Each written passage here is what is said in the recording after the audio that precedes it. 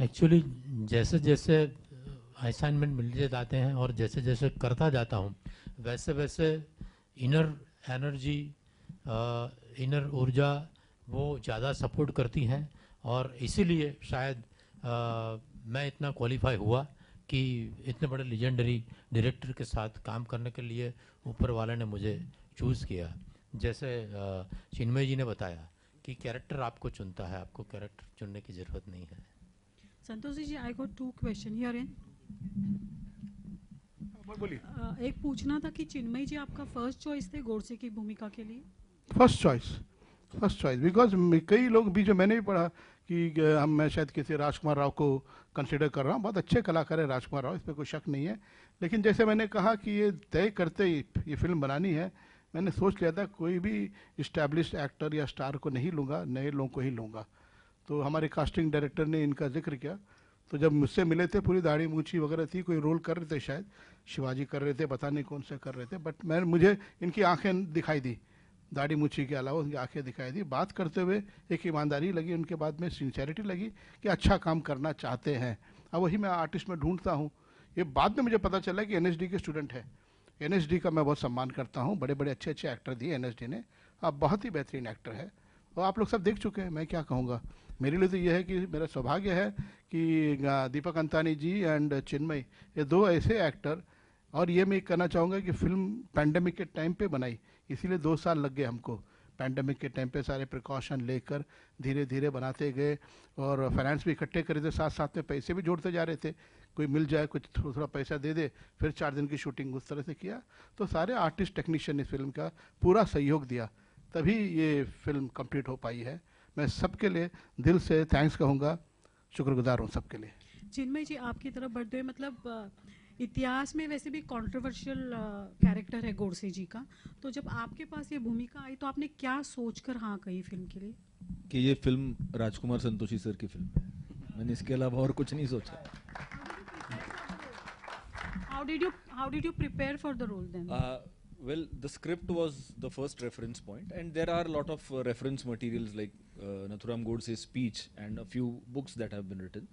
So, but my main reference point, my main guide guru was sir. हाँ, संतोषी जी, मेरा एक सवाल आपसे है। ये हालांकि बहुत लोगों ने आपसे पूछा भी होगा, लेकिन मैं भी पूछना चाहती हूँ। गांधी जी के बारे में सब जानते हैं, गोडसे जी के विचारधारा के बारे में बहुत कम लोग जानते हैं। उनको एक्सट्रीम में प्यार मिला है, जो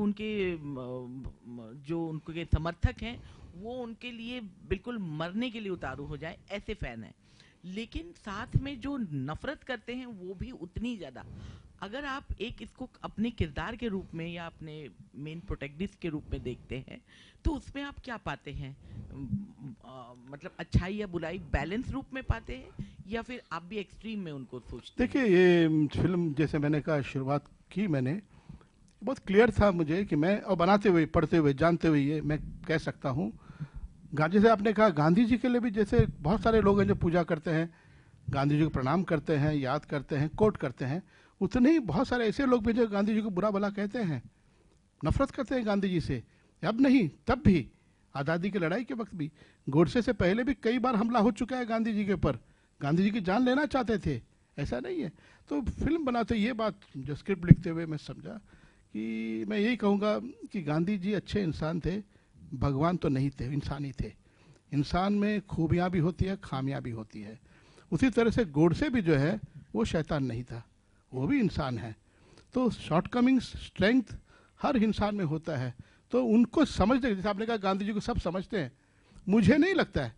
जैसे सड़क पे जो भोपाल में उतर आए, लाठी और आग लेके आगे जलाने की बात कर रहे हैं, गांधी जी का कोट कर रहे हैं, कहाँ समझते हैं गांधी जी को? गांधी जी को नहीं समझते हैं। तो ये फिल्म में मुझे ऐसा लगता है, एक प्रयास जो हमने किया है, गांधी जी को भी बेहतर समझ पाएंगे। जैसे भगत सिंह में एक डायलॉग लिखा था भगत सिंह के लिए, आंखें मूंद कर किसी के पीछे चलना भी एक गुलामी है। You have to see it right perspective, तभी उसको एक्सेप्ट करो। वो सही एक्सेप्टेंस है, रिस्पेक्ट भी सही रिस्पेक्ट है। जानकर, अनजाने में सब 4 लोग जिंदाबाद जिंदाबाद बोले, मैं भी बोल दिया जिंदाबाद 4 लोगों के सुनकर, वो रियल जिंदाबाद नहीं है वो। तो you must understand the person. तो इस फिल्म के बाद में गांधी जी को भी लोग बेहतर समझेंगे, जो कुछ बातें नहीं जानते होंगे वो भी जान लेंगे वो, और गोडसे को भी जान पाएंगे कि भाई उसने क्यों किया, I किस want तरह him से as किया। president. Tanisha ji, you looked wonderful in the song, especially the way you lip synced. I want to know how you prepared for that portion and kitne takes हुए. And can you actually sing as well? No, I can't sing to save my life. But I went through days of preparation. I actually worked with a singer as well. And, she really helped me, especially the Sargam part. Who was that singer? Her name is Somi. Okay. Yeah. So she helped me because I wanted it to seem as authentic as possible. And actually not that many retakes, surprisingly. मैं एक बात और कहना चाहूँगा कि मेरी film में तनिषा ने शुरुआत की है, ये बड़ी बात नहीं है। मुझे इस बात की बड़ी खुशी है, पहली फिल्म में रहमान जी के सॉन्ग को लिप सिंक करने का मौका मिला है, इससे बड़ी बात नहीं हो सकती है।